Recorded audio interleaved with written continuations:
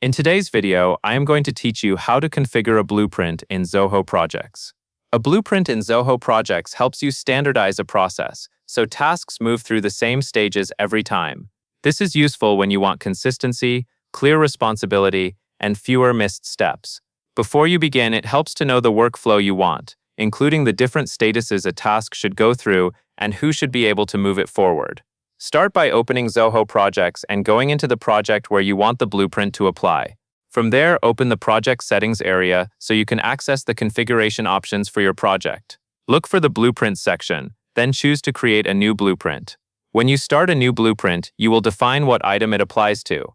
In most cases, you will build a blueprint around tasks, and you will connect it to a specific field that represents a workflow state, such as a status field. Select the appropriate layout or task type if your project uses more than one, so the blueprint applies only where it should. Next, set up the states that represent each stage of your process. Think of these as the points a task can be in, from the beginning of work through completion. Arrange the states in a logical order so the workflow reads clearly. After that, create transitions between states. A transition is the action that moves a task from one state to the next.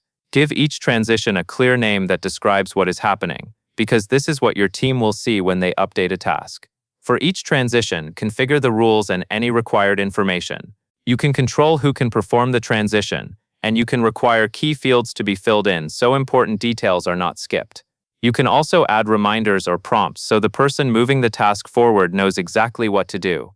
Once your states and transitions are in place, review the whole flow from start to finish. Make sure there are no dead ends, and confirm that every state has the correct outgoing transition for how your team works. Finally, save and publish the blueprint. After it is published, test it with a sample task to confirm that the transitions appear as expected and that the required fields and permissions behave correctly. And that covers everything you need to know.